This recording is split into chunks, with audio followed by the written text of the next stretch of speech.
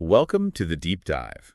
Today, we're starting something really foundational, going right back to the source, the very origins of a practice that, well, touches so many lives today, meditation. Absolutely. And we've gathered some really fascinating insights. They show just how deep these roots go. Yeah, exactly. Our aim, really, in this first deep dive is to get a proper sense of the historical weight, the significance of meditation. Because it's easy to just see it as a modern thing, isn't it? A wellness trend. Right. But as you'll discover, the history is incredibly rich. Ancient, even. Precisely. This isn't about the latest fad. We really want you to come away with a feeling for the profound historical depth here. So where are we going first? We'll start in ancient India, then explore its development within Buddhism, which is crucial. Okay. And then we'll even look at some interesting echoes, sort of in other early civilizations. Sounds good. And what's really compelling, I think, is despite the huge span of time, the different cultures, the core of meditation, it seems to tap into something fundamentally human. Like what? That basic yearning for inner peace, maybe more self-awareness, a sense of connection. Right. That makes sense. So let's start unpacking that. Let's look at the earliest chapters, starting in ancient India. Okay, ancient India, our sources point first towards the Indus Valley civilization. That's right. Flourishing thousands of years ago. We're talking roughly 3,300 to 1,300 BCE. Wow. That's really old. It is. And this is where it gets really interesting. Archaeologists found something called the Pashupati seal. At Mohenjo-Daro. At Mohenjo-Daro, yes. And this seal, it shows a figure seated in a very specific posture. Cross-legged. Cross-legged, yeah.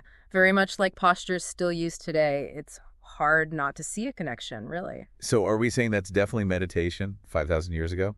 Well, that's the thing. There's a lot of scholarly discussion around it. We can't definitively say this is meditation as we understand it now. But many scholars think it suggests, a proto-yogic practice or something meditative. Just the fact that someone is depicted sitting like that. Yeah. Structured. Concentrating, maybe. Exactly. Around 5,000 years ago, it's quite remarkable. It hints at a very early awareness of maybe inner focus. It really plants a seed, doesn't it? Okay, so from that image, we move forward a bit to the Vedic traditions. Yes, roughly 1,500 to 500 BCE. And the Vedas, these are the foundational religious texts of India. And they give us a clear picture of practices. They introduce concepts like tapas. Tapas, I've heard that term, austerity. Austerity, yes, but also, importantly for us, focused mental concentration. The goal was spiritual purification. So a deliberate effort using mental focus. Right.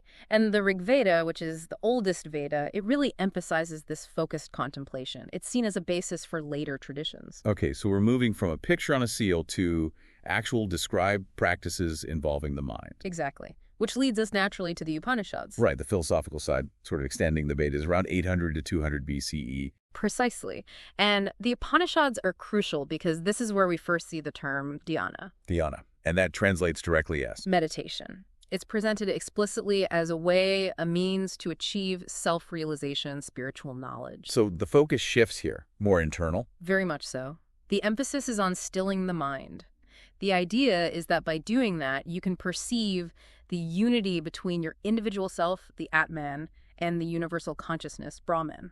That's a big concept. It is. And there's that amazing quote our source highlights from the Chandogya Upanishad. Which one's that? When the mind is stilled, the seer is revealed. Ah, the seer is revealed.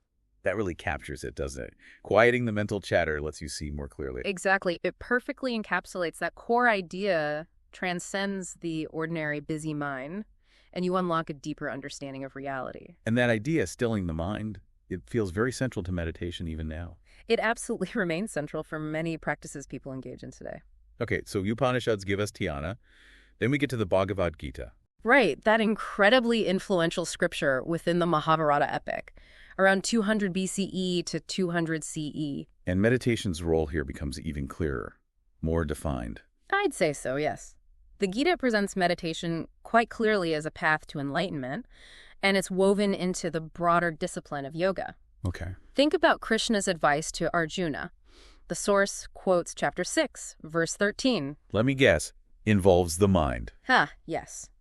With the mind harmonized by yoga, he sees the self abiding in all beings and all beings in the self. Harmonized by yoga. So it shows meditation becoming more systematic, part of a larger framework. Exactly. You see it evolving into a more defined practice within that yogic system. So if we just step back for a second, ancient India, the takeaway is Just that meditation wasn't just, poof, it appeared. It has these incredibly deep roots. starting with those possible postures in the Indus Valley. Right, and then gradually developing through the Vedas, the Upanishads, defining dhyana, and then becoming really structured in texts like the Gita. A gradual unfolding over thousands of years. A gradual unfolding of a really powerful inner discipline. You see a clear progression. Okay, so building on those ancient Indian foundations, the story takes a pretty major turn with Buddhism, right? The 5th century BCE. A huge turn, because here, meditation isn't just important, it's absolutely central. It's the heart of the practice. How so? Well, it all comes back to the enlightenment of Siddhartha Gautama, the Buddha, around 500 BCE. The story under the Bodhi tree. Exactly. Our sources really emphasize how his realization, his enlightenment, was achieved through prolonged meditation. Right. And that experience established meditation as the path to nirvana liberation from suffering. So it wasn't just his personal path. It became the model, the method. Precisely. It became the fundamental methodology for an entire spiritual tradition, a pivotal moment. That's powerful. And did that lead to specific techniques being developed early on? Oh, absolutely. Early Buddhist texts like the Satipatthana Sutta, they give us a really clear look at these core practices. Practices still used today. Many are, yes. These texts outline a pretty sophisticated system for cultivating mindfulness, concentration, insight. Like what, for example? Well, there's Anapanasati, mindfulness of breathing. Okay, I know that one. Simple sounding, but incredibly effective for anchoring awareness in the present moment. Then there's Metta-Pavana. Loving kindness. Loving kindness meditation, yes. Yeah. Cultivating compassion for yourself and others. And of course, Vipassana, insight meditation. And the goal there is? To understand the true nature of reality, observing your experiences without judgment. It's a really refined system for spiritual awakening. It's amazing that techniques from 2,500 years ago are still so relevant. It speaks to something timeless in them, I think. And Buddhism didn't just stay in India, obviously. It spread. Meditation went with it. It did. Across Asia, China, Japan, Tibet, Southeast Asia, and meditation proved incredibly adaptable. How do you mean adaptable? Well, the core principles stayed, but the practices often integrated with local traditions, local cultures. Can you give an example? Sure. In China, it merged with Taoism, leading to Chan Buddhism. Which became Zen in Japan. Exactly, with a really strong emphasis on seated meditation, zazen. Okay. What about Tibet? In Tibet, you see the development of these incredibly complex visualization practices, very different feel, but still meditation. And Southeast Asia. There, the Theravada traditions preserved practices like Vipassana very faithfully. So it wasn't rigid. It could mold itself to different contexts, but stay central. That's a key point. Whether it was silent sitting in Japan or elaborate visualizations in Tibet, meditation was the essential tool for inner transformation. It highlights its importance to Buddhist identity everywhere. Okay. Now, it's easy to just think East is meditation, but you mentioned echoes elsewhere. Yes, our sources suggest that practices with kind of similar aims, similar methods existed in other ancient cultures too. Which points to maybe a universal human tendency towards contemplation. Possibly. Something innate, perhaps. Let's look at ancient China, for instance. Beyond Buddhism's influence. Yes. Both Taoism and Confucianism had their own distinct traditions. Taoism had zuing. Zuing? Sounds interesting. What does it mean? Literally sitting and forgetting. Dates back to at least the 4th century BCE. Sitting and forgetting? Wow.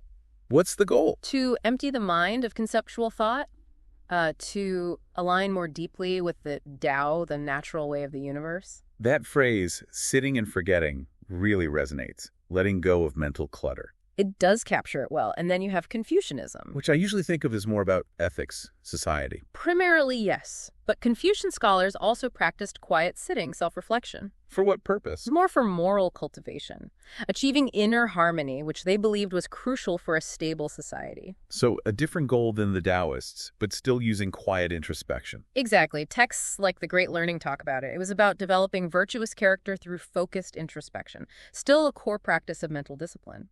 Fascinating how different systems land on similar techniques. What about ancient Greece? Philosophy, yes, but meditation. Well, you're right. They didn't call it meditation in the same way. The terminology is different. Yeah. But from the 4th century BCE, you have philosophers like Plato emphasizing introspection, looking inward. To understand his forms, those eternal truths. Exactly. That deep examination of one's own thoughts, perceptions. It has a resemblance to meditative self-inquiry, doesn't it? I can see that. A focus inward, examining consciousness deliberately. Right. It served a similar purpose, developing mental discipline, even without the same spiritual framing we saw in India. Okay. Anyone else in Greece? Later, yes, Plotinus in the 3rd century CE. He went further. How so? In his writings, the Enneads, he describes something that sounds very much like a deep meditative state. Really? Like what? A kind of union with the divine achieved through focused concentration. Wow. So again, not called meditation, but the method, mental discipline, and the described experience of transcending ordinary consciousness. They're remarkably similar to what you find in Eastern texts. It really does seem like this capacity for focused inward attention just pops up in different places. It does, which brings us finally to ancient Egypt. Maybe a less obvious place to look. Yeah, I wouldn't immediately think of meditation there. Pyramids, pharaohs. Sure, but their spirituality involved practices like hekau. Hekau. These were chants and visualizations used to invoke divine powers. How far back does that go? Way back. To the Old Kingdom, maybe 2600 BCE or so. And how is that like meditation?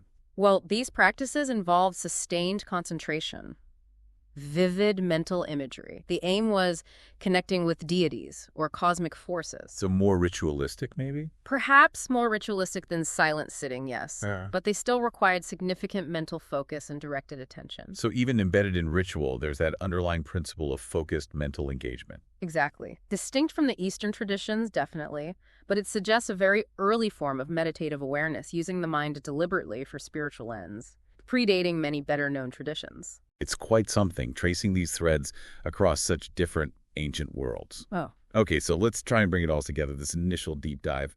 What's the big picture? The key takeaway, really, is that meditation isn't new. It has incredibly deep and surprisingly diverse roots, stretching way back. We saw it starting with those hints in the Indus Valley. Right, moving to the structured disciplines in Vedic India, becoming absolutely central in Buddhism. And then those parallel practices, those echoes, in China, Greece, even Egypt. Exactly, each adapting to their own cultural and spiritual landscapes. It really underscores the gravity and the historical depth we're talking about. It's a journey over millennia. Indus banks, Athenian schools, Egyptian temples. And through all that time, all those places, meditation in its different forms seems to keep this core essence. Focus.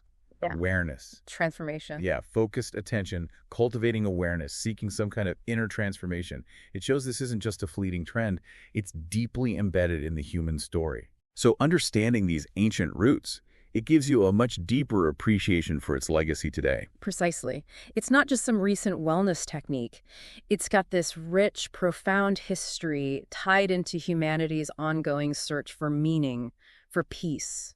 That historical context definitely adds weight. It underscores the significance of what we'll be exploring more. Absolutely. And maybe, for you listening, absorbing this incredible history, it makes you wonder, doesn't it?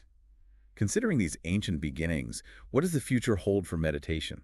Good question. How might these foundational principles keep shaping how we understand the mind, how we pursue well-being in the years, the centuries to come? That's a thought to carry forward. Definitely something to think about. Join us next time on The Deep Dive as we continue to explore this fascinating world around us.